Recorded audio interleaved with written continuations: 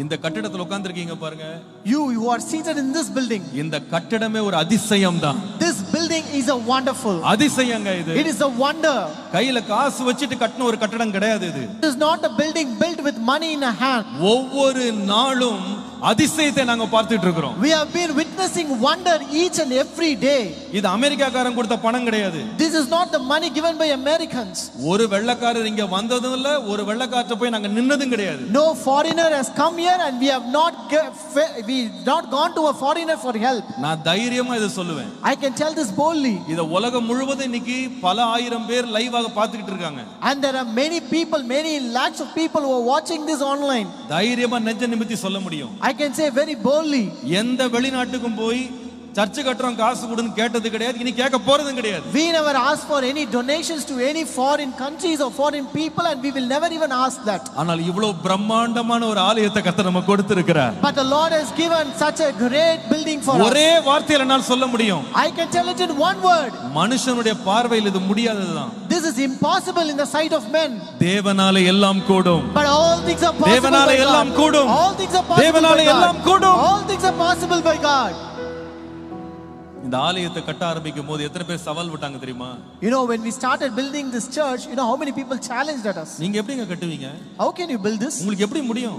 How can you do this? எப்படி நடக்கும்? How will this happen? என்ன வச்சிருக்கீங்க? What do you have? உங்களுக்கு என்ன வருமானம்? What is the income that you have? என்ன சேமிப்பு வச்சிருக்கீங்க? What is the savings that you have? கையில ஒண்ணுமே இல்லாம எப்படிங்க கட்டுவீங்க? How can you build this without anything in your hand? சில பேர் ரொம்ப ஞானிகள் நல்ல தேர்னவங்க சொன்னாங்க, விளையாட்டுத்தனமா செஞ்சு பிரச்சனைல மாட்டிக்கிடாதீங்க. People who are more expertized, they said don't get stuck in a problem with this. இதென்ன விளையாட்டு நினைச்சீங்களா? Do you think this is a sport? எத்தனை கோடி தேவை இதுக்கு? You know there are many crores to be invested. எங்க இருந்து வரும் உங்களுக்கு? Where will you get so many crores? எங்களுக்கு தைரியமா சொல்ல முடியும். But we can say boldly, எங்களுடைய உதவி தேவனிடத்திலிருந்து வந்திருக்கிறது. Our help came from the Lord. Hallelujah. Hallelujah. இன்றைக்கு இந்த இடத்துல ஆராதனை நடந்ததே ஒரு அதிசயம் தான். Here this service being conducted is also a wonder. போன வாரம் வரைக்கும் மேல கூற முடியல.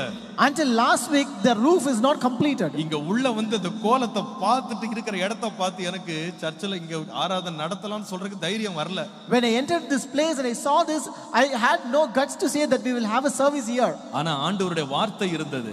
But there was the word of God. கர்த்தருடைய நடத்துதல் இருந்தது. There was the leading of the Lord. ஜெபித்து கொண்டே இருந்தோம். We have been praying. ஆனா நேற்றுக்கு ராத்திரி எல்லாம் ஆயத்தம் பண்ண பிறகு நான் திரும்பி பார்த்து தைரியமா சொல்ல முடியும், இது மனுஷனாலே அல்ல தேவனாலே கூடிற்று. But yesterday after everything is prepared, I can turn back and say this is not by men but only by God. இப்போ இந்த பில்டிங்கை பார்க்கும்போது, now when I look at this building, நாம செலவுல 60% தான் தொட்டிருக்கோம். we have just touched 60% of the expenses. இன்னும் 40% வேலை இதுல இருக்கு. And we have 40% more to do here. இன்னும் இங்க பாத்தீங்கன்னா சவுண்டே எவ்வளவு மோசமா இருக்கு நீங்க பாக்குறீங்க. So you can see how horrible the sounding is here. அக்கஸ்டிக்ஸ் பண்ணனும். We have to do acoustics. மேல ஏசி பண்ணனும். We have to do air conditioning. இங்க செவுரெல்லாம் பூசவே இல்ல. And this walls are not done. வெளியில எல்லாம் இன்னும் தரை போடவே இல்ல. And we have not put the floorings also. ஒரே ஒரு ஃப்ளோர்ல தான் டாய்லெட் முடிச்சிருக்கோம். So only one floor toilet is over. இதுக்கு பின்னால இருக்க அறைகள் ஒண்ணுமே முடிக்கல. And the rooms behind are not yet completed. சதுர உள்ள வந்து பார்த்தா இது இனி எப்படி நடக்கும் எப்படி நடக்கும் எப்படி நடக்கும் இப்படி தான் பயம் உள்ள வருது. But when I come and see here, I have a fear inside. How will this happen? How will this happen? எங்க முகத்தை கண்ணாடியில பார்த்தா எப்படி நடக்கும்னு தான் தோணுது. When we look at our face on the mirror, how this will happen will come there. ஆனா வானத்தை அண்ணாந்து பார்ப்போமானால், But when you look unto the Lord, தேவனால் எல்லாம் கூடும். everything is possible by God. விசுவாசிக்கிறவங்க கரங்களை தட்டி நன்றி சொல்லுங்க. All who believe this, clap your hands. Hallelujah. Hallelujah.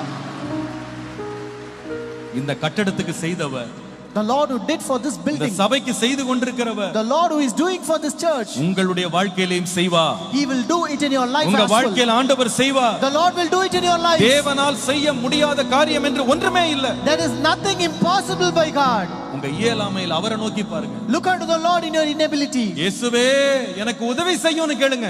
Ask Jesus, help me. அவர் உங்கள் இயலாமையில் செயல்பட்டு தம்முடைய அதிசயத்தை விளங்க பண்ணுவார். He will work in your inability and He will manifest His wonder.